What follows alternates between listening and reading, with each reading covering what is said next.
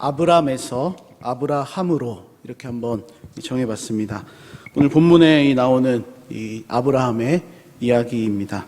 우리 사람은 이 태어나면서 가지게 되는 성향과 이 성품이 있습니다. 그래서 어떤 사람들은 이 땅에 태어나면서 이 외향적으로 태어납니다. 저도 좀 약간 외향적이다라는 말을 조금 듣는데, 조금은 아니라 많이 듣습니다. 그래서 많이 듣는데 이 외향적으로 태어나는 사람이 있습니다. 그런데 이 외향적인 사람이 있는가 하면 이 반대로 내향적인 사람도 있습니다. 그래서 어떤 사람들은 이 속으로 이 모든 것을 다 이렇게 품고 어떻게 생각하고 나아가는 그런 사람들도 있습니다. 뿐만 아니라 이 어떤 일에 대해서 깊이 공감해 줄 수 있는 이 사람들이 있습니다. 태어나면서부터 이 공감 능력이 너무나 뛰어나서 그 되어지는 일들을 보면서 이 정말로 진심으로 공감을 해주고 또 그 사람의 어떤 아픔과 이 슬픔들을 이 굉장히 많이 이렇게 생각해주는 사람들이 있습니다. 그런데 이 반대로 이 저처럼 공감 능력이 조금 떨어지는 사람들도 있습니다. 그래서 이 공감해주기보다 어떤 이 문제가 터졌을 때, 어떤 일이 있을 때, 그거는 이렇게 하면 안 되고 이렇게 이제 해결을 해야 된다라는 이 문제를 이 어떤 해결해 주려고 하는, 아니면 그 일에 대해서 너무나 이렇게 쉽게 생각하는 사람들도 있습니다.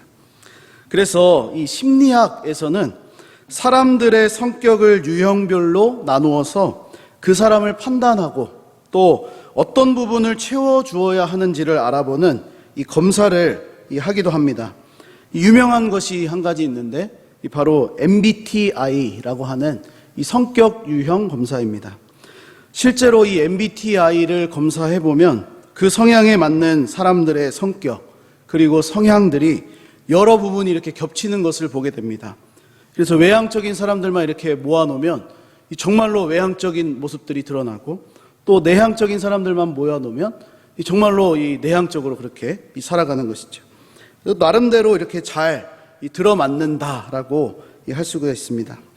그런데 저는 이러한 성격 어떤 유형의 검사가 사람들을 이해하는데 어느 정도 도움을 줄 수는 있지만, 우리 하나님을 믿는 우리들, 그리고 예수 그리스도 안에서 신앙생활을 하고 있는 우리에게는 이 서로를 대하는 데 있어서 방해가 될 수도 있다고 생각을 합니다. 왜냐하면 사람들이 아무리 그 상대방에 대해서 성격을 잘 파악하고, 저 사람은 내향적이다, 저 사람은 외향적이다, 저 사람은 현실주의적이다, 저 사람은 이 공감 능력이 굉장히 뛰어나다라는 어떤 이렇게 판단을 하게 된다고 하더라도, 그 성격에 맞는 적절한 이 대처를 한다고 할지라도 바로 하나님께서는 그 사람의 성격과 성품을 복음 안에서 그리스도를 통하여 바꾸어 가시기에 충분하기 때문입니다. 그러니까 태어나면서부터 하나님이 주신 이 성격과 성품이 외향적인 사람이라고 할지라도 복음 안에 있으면 하나님께서는 그 사람을 통해서 충분히 외향적인 면이 아니라 내향적인 면으로 살아갈 수 있도록 바꾸실 수 있는 이 능력을 가지고 계시다라는 것입니다. 그래서 이 태어나면서부터 감정보다는 이 어떤 사고와 현실을 더 생각하는 사람이라고 해도 복음 안에서 깊은 은혜를 체험하고 난 뒤에는 바로 하나님을 향한 이 감정이 풍부해지고, 또 사람들을 향해서 이 사랑과 어떤 이 공감해 줄 수 있는 감정들이 풍부하게 흘러나올 수가 있는 것입니다. 저는 오늘 이 본문 말씀을 가지고 바로 이 하나님께서 하나님의 사람들을 다루시는 이 말씀을 잠시 나누고자 하는데, 바로 믿음의 조상 아브라함을 다루시는 이 말씀입니다. 아브라함의 본래 이름이 무엇이었습니까? 아브람이었습니다. 이 아브람이라는 이 뜻의 의미는 존귀한 아버지다, 그러한 이 의미를 가지고 있습니다. 그런데 하나님께서는 그의 이름을 바꾸시면서 아브라함이라는 열국의 아버지라는 이름으로 이렇게 바꾸어 주셨습니다. 물론 제가 이야기하고 싶은 것은 이름을 바꾼다고 해서 그 사람의 성격과 성품이 바뀌는 것은 아닙니다. 만약에 제가 이 박종일이라는 이름에서 지성이라는 이름으로 바꾸면 누가 되겠습니까?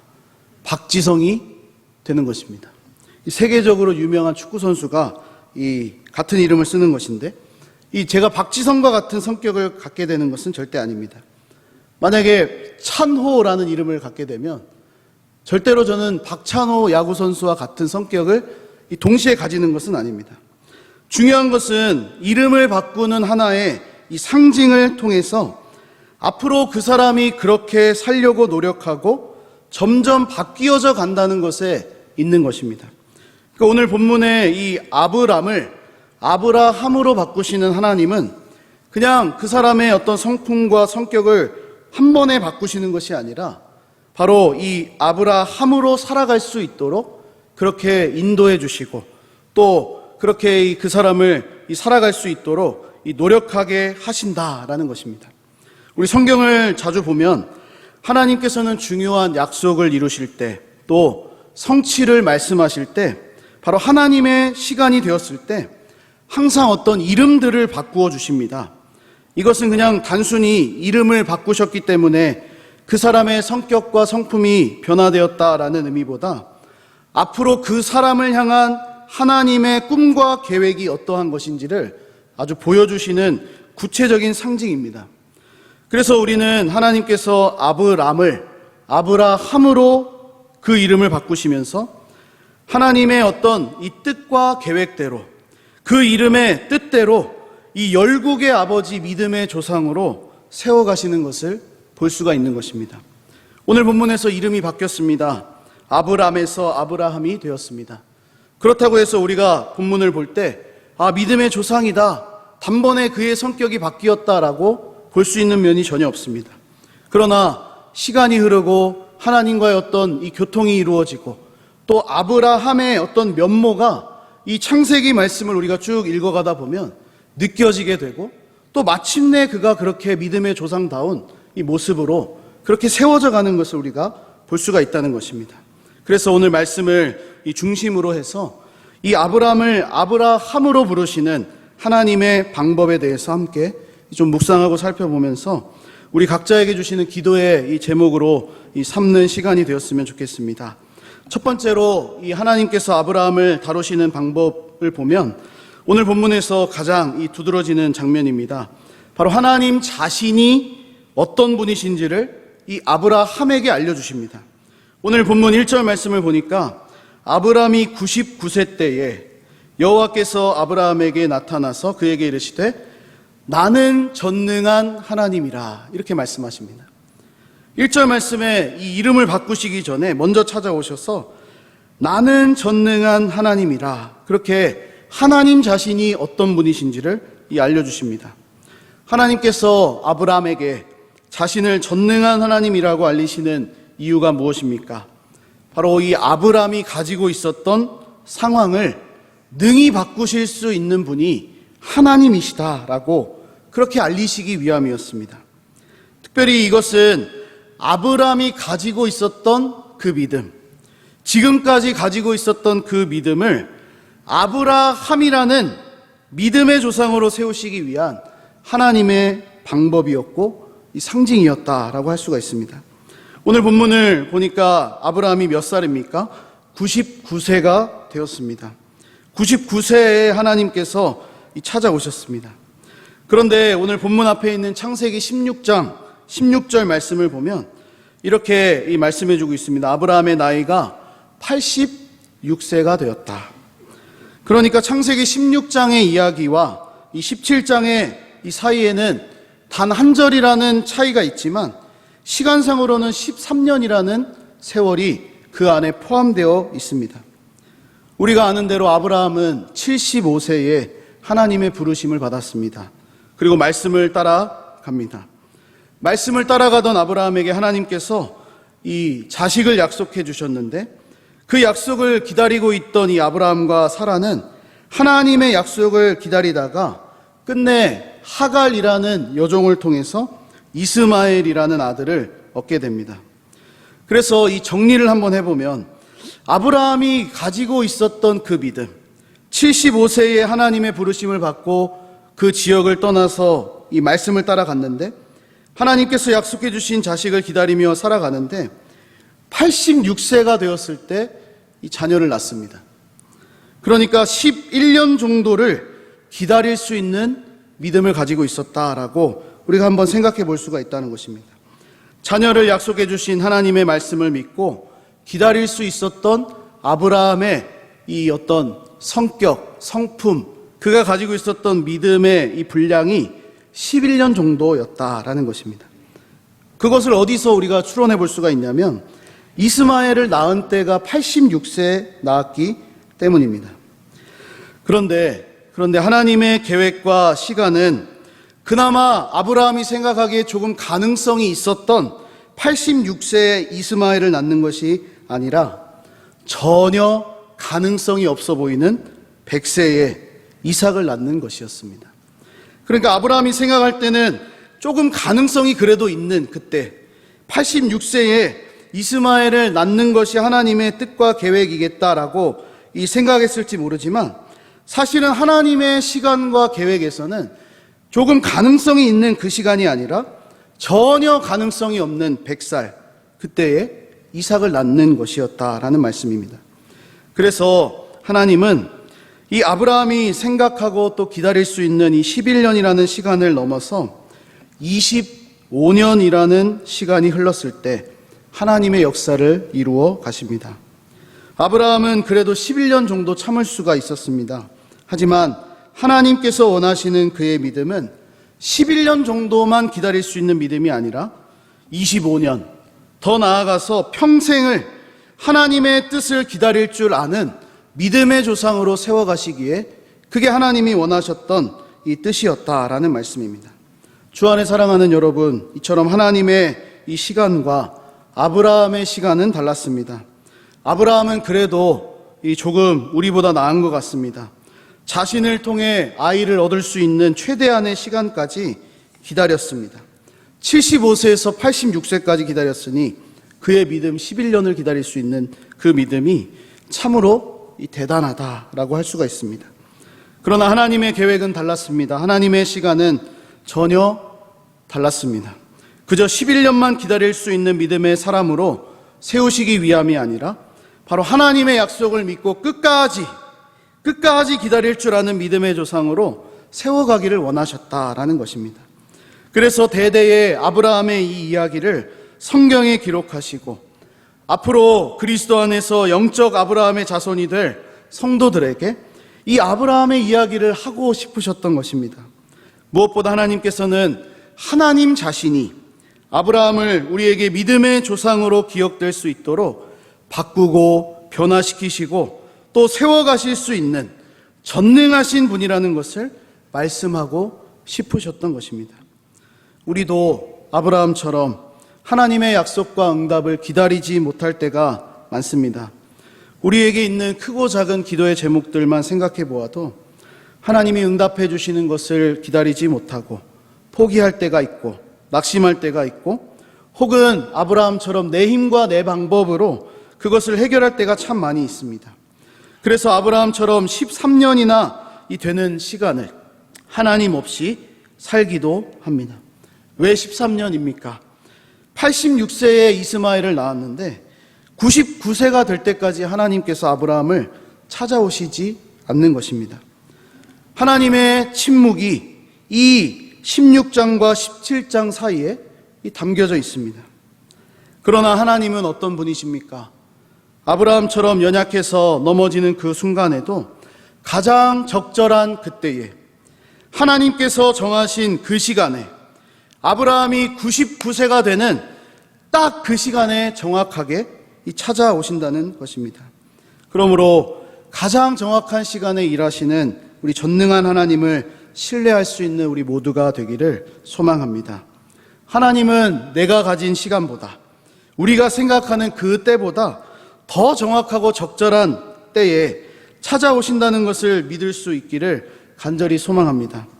그래서 아브라함을 아브라함으로 세워가시는 하나님의 인도하심을 우리가 오늘 말씀을 통해서 보면서 바로 우리도 복음 안에서 그리스도를 통하여서 우리가 가지고 있는 어떤 부족한 이 믿음들 또 성품들 그런 것들을 더욱더 온전하게 하시는 그 전능한 하나님을 믿으면서 구할 수 있는 오늘 기도의 자리가 되기를 다시 한번 소망합니다. 우리 두 번째로 오늘 하나님께서 아브라함을 다루시는 방법은 바로 하나님의 약속을 다시 언급하시는 방법을 사용하고 계십니다. 본문 2절, 4절, 5절 말씀을 우리 함께 보겠습니다. 본문 17장 2절과 4절, 5절 말씀입니다. 시작. 내가 내 언약을 나와 너 사이에 두어 너를 크게 번성하게 하리라 하시니 보라 내 언약이 너와 함께 있으니 너는 여러 민족의 아버지가 될지라. 이제 후로는 내 이름을 아브람이라 하지 아니하고 아브라함이라 하리니 이는 내가 너를 여러 민족의 아버지가 되게 함이니라. 아멘. 약속은 무엇입니까? 하나님께서 이 약속하시는 내용은 바로 언약을 통해서 여러 민족의 아버지가 되게 하시겠다라는 것입니다. 그리고 그 상징은 아브람의 이름을 아브라함으로 바꾸시는 것이었습니다. 물론 뒤에 이 할례라는 이 어떤 의식이 나오지만 이 오늘 본문이 이 8절까지만 제가 생각해 보면 이름을 바꾸시는 것을 상징으로 지금 사용하십니다. 그런데 사실 이 아브라함에게 있어서 이미 하나님의 약속이 있었습니다. 창세기 12장에서 처음 하나님께서 아브라함을 부르실 때에 그에게 약속을 주십니다. 그 약속 중에 하나가 바로 내가 너로 큰 민족을 이루게 하겠다라는 것입니다. 땅의 모든 족속이 너로 말미암아 복을 얻을 것이라는 그 약속을 이미 주셨습니다. 그러므로 하나님께서는 이 아브라함의 이름을 굳이 바꾸지 않으셔도 이미 창세기 12장에 이미 약속을 해주셨습니다. 내가 너로 큰 민족을 이루겠다. 땅의 모든 족속이 너로 말미암아 복을 얻을 것이다 라는 그 약속을 이미 주셨다는 것입니다. 그런데 하나님은 연약한 아브라함의 믿음을 보셨습니다. 믿음 없는 아브라함의 모습을 아시고 오늘 이 99세가 되었을 때 하나님의 이 시간에 가장 적절한 그때에 바로 하나님께서 아브라함을 찾아오셨다라는 것입니다. 그래서 하나님이 원하신 것은 이 86세의 이스마엘을 낳고 아브라함으로 살던 그 모습을 버리고 99세에 아브라함이라는 이름으로 새롭게 시작하라는 것입니다. 이름을 바꾸시는 이 상징을 통해서 존귀한 아버지라고 불리는 그가 열국의 아버지가 되라는 하나님의 약속을 말씀하신다라는 것입니다. 사랑하는 여러분, 아브라함에게 아직 자식이 없습니다. 물론 인간적인 방법으로 태어난 이스마엘이 있었지만 하나님께서 약속해 주신 그 아들은 아직 없습니다. 이 아브라함이라는 이름을 당시 주변 사람들이 듣게 된다면 어떻게 반응하겠습니까? 아니, 자식이 없는 사람이, 아니 그냥 집안에 이 여종을 통해서 아들 하나 난 사람이 어떻게 열국의 아버지라는 이름을 가질 수가 있는가라고 생각하면서 비웃을지 모르겠습니다. 그래서 이 아브라함의 형편과 상황만 보면 열국의 아버지라고 불리기보다 그냥 한 아이의 아버지, 이스마엘의 아버지, 그것이 더 적절하게 보입니다. 그에게는 아브라함이라는 이름보다 아브람이라는 이름이 더 어울린다는 것입니다.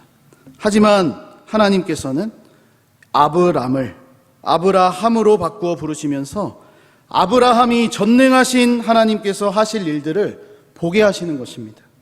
주 안에 사랑하는 여러분, 우리의 이름은 무엇입니까? 우리가 가진 정체성은 무엇입니까? 사도행전 11장 말씀을 보니까 예수님을 믿는 사람들이 나타나자 주변 사람들이 그들을 이렇게 부르기 시작합니다. 그리스도인이다. 바로 예수님을 믿는 사람들이라는 의미입니다. 그러므로 오늘 아브람을 아브라함으로 부르신 그 하나님께서는 바로 복음 안에서 우리에게 그리스도인이라는 이름을 주셨습니다. 그리고 그 이름을 우리에게 주셨을 뿐만 아니라 우리 안에 그리스도께서 살아계시도록 성령을 부어주셨습니다. 고린도후서 4장 7절 말씀, 제가 좋아하는 말씀인데 제가 봉독해 올리겠습니다. 우리가 이 보배를 질그릇에 가졌으니 이는 심히 큰 능력은 하나님께 있고 우리에게 있지 아니함을 알게 하려 함이라. 그렇게 말씀하고 있습니다. 질그릇과 같이 쉽게 깨어질 수밖에 없는 우리에게 보배로운 예수 그리스도의 이름을 허락하셨다. 그렇게 성경이 말씀해 주고 있습니다. 그래서 우리는 이제 한 개인의 이름으로 사는 사람이 아닙니다. 그리스도를 위한 삶으로, 그리스도를 드러내는 삶으로 살아가는 것입니다. 마치 아브라함이 아브람에서 아브라함이 되면서 이제는 그냥 한 아이의 아버지, 존귀한 아버지, 그런 이름으로 불리는 것이 아니라 열국의 아버지로 하나님께서 이루실 놀라운 계획과 꿈을 가진 사람으로 살아가야 하는 것처럼, 우리는 그냥 박종일이라는 이름이 아니라 그리스도인이라는 그 이름을 가지고, 우리 안에 계신 예수 그리스도라는 그 이름의 능력을 가지고 우리가 세상에 나가서 그렇게 그리스도를 드러내는 삶을 살아가야 한다는 것입니다. 아브라함이 된 것처럼 우리에게 허락된 약속의 말씀을 다시 기억하시면서 그리스도인이라는 이름을 가지고 사는 것이 우리가 가진 정체성이다라는 것입니다. 그러므로 오늘 말씀을 좀 정리하고 마무리하면서 우리가 해야 될 것이 무엇이겠습니까? 바로 하나님의 약속을 되새기는 그 예배의 자리, 그 기도의 시간을 우리가 충분히 가질 수 있어야 한다는 것입니다. 예배와 기도의 시간을 통해서 하나님의 약속이 내 안에 다시 기억될 수 있도록, 우리의 정체성이 어디에 있는지를 다시 확인할 수 있도록, 내가 그리스도인이라는 것을 세상에 나아가 드러내고 증거할 수 있는 삶으로 우리가 나아가야 한다는 말씀입니다. 오늘 하나님께서는 아브라함으로 부르셨습니다. 굳이 이름을 바꾸지 않아도 그에게 이미 주어진 약속이 있었지만 하나님께서는 굳이 그의 이름을 바꾸어 부르시면서 그가 무엇을 잊지 않아야 하는지를 가르쳐주고 계십니다. 우리에게도 하나님의 약속을 기억하고 생각할 수 있는 그러한 시간들을 주셨습니다. 예배의 자리에 나올 때마다, 또 하나님께 우리의 마음을 드릴 수 있는 그 기도의 시간마다 하나님이 나를 부르신 그 부르심을 기억할 수 있는 시간이 주어졌다는 것입니다. 말씀을 마무리하면서 오늘 우리의 기도의 자리가 이 하나님의 부르심을 기억하며 은혜를 구할 수 있는 시간이 되기를 소망합니다. 아브라함으로 부르시는 그 하나님을 바라보시면서 우리에게도 그리스도인이라는 영광스러운 이름을 허락하신 그 하나님의 은혜를 되새기는 시간이 되었으면 좋겠습니다. 그래서 우리의 신앙생활이 하나님의 응답과 도우심을 간절히 바라며 지금 기다리고 있을지라도, 혹은 내 생각대로 내 방법대로 뭔가 이 해결해서 이 아브람처럼 86세 정도 되는 어떤 그 자리에 있을지라도 하나님이 정하신 그때에 99세가 되었을 때, 100세가 되었을 때 하나님이 찾아오셔서, 반드시 찾아오셔서 응답을 주시고 그 약속대로 성취해 주시는 하나님을 기대할 수 있는 우리 모두가 되기를 주님의 이름으로 간절히 축복합니다.